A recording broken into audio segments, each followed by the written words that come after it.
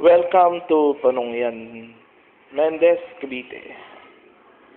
Ngayon po ay dadaanan po natin ang arko ng Panungyan 1. Ito po ang Panungyan 1. Ito po ay Purok 1. Nadadaanan natin ngayon ang bakod ng TCC, Tagaytay Conventional Center. Ang Panungyan 1 ay pinangungunahan sa pamumuno ni Dominador Bobadilla. Ito po ang Panungyan 1. Ang pangunahing produkto ng Panungyan at ng mga taga-Mendez ay ang kape. Ayan, ito po mga bahay sa Panungyan. Ayan, makikita niyo po may mga nakabilad na kape sa kalsada.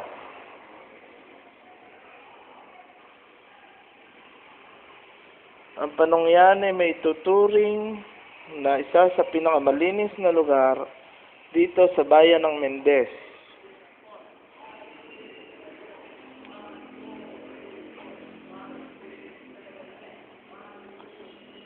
Ito po ay ang Purok 1. Nakikita niyo po yung mga tao busy nag-aayos ng kanilang kape. Yan, may mga nakabilad na kape.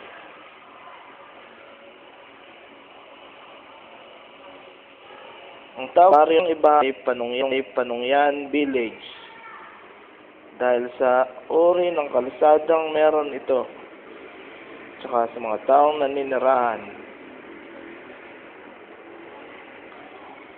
Ito po ang Purok 1. Ngayon po ay dadaan na tayo sa Purok 2. Dito po ang Purok 2. Madadaanan natin yung ginagawang barangay hall sa pamumuno ni Kapitan Dominador Bobadilla, si Kapitan Duming. Ayan po, Panungyan 1, Purok 2.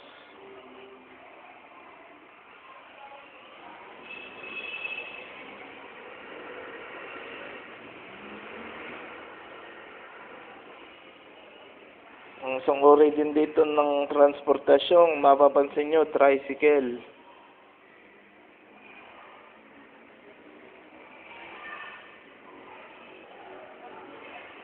Ito po ay Purok 2. Yung natatanaw po natin yan, yung arko na pinakamalaki sa Mendez, yung arko ng Panungyan 2. Sa pamumuno ni Kapitan Redentor Bobadilla. Ayan, Panungyan 2 na po ito. Dadaanan po natin ang school ng Panungyan. Ayan, mga tindahan, rin ang hanap buhay din dito sa Panungyan. Dito sa Panungyan 2, nakatayo ang school.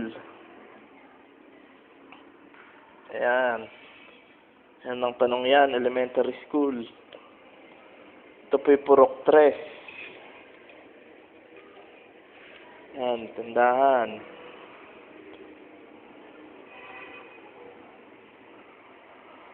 Mga bahay dito sa Panungyan. Ito po yung Purok 3.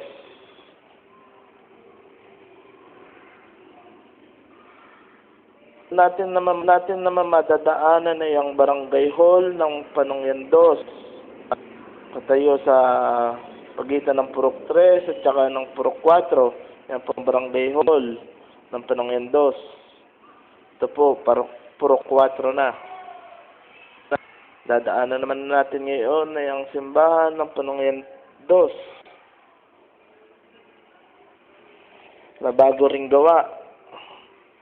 Ang parokyan ni San Jose, St. Joseph Church sa Panungyan. Yan po, mapapansin nyo, bago na. Maganda. Yan, ito po, Purok 4.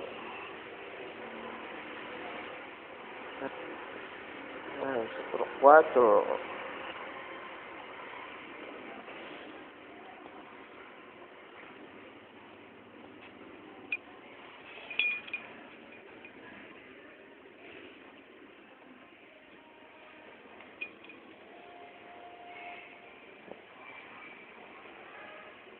Yan po, mga tao, busy sa pag-aalaga at paghahalo ng kanilang kape.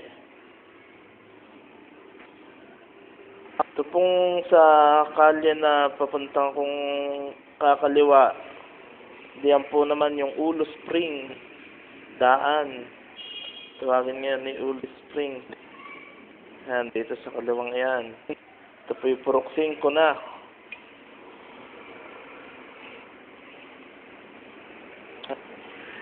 Yan, mga tao. Madadaanan po natin ng isa sa matandang puno dito sa punong yan, yung pine tree. At talagang trademark na rin sa punong yan.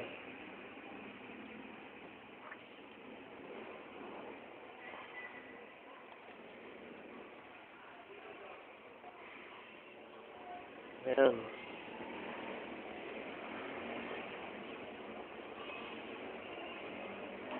Ito po yung Purok 5. Ito po yung malapit na sa dulo. Nakadulo ng punong yan. Ayan po. Ang dulo ng punong yan, meron po dito ang basketball court. Kung saan ang mga kabataan ay doon naglalaro.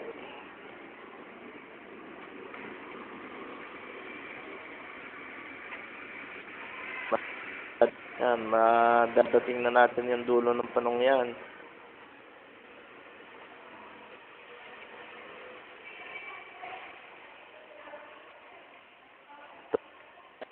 Ito po yung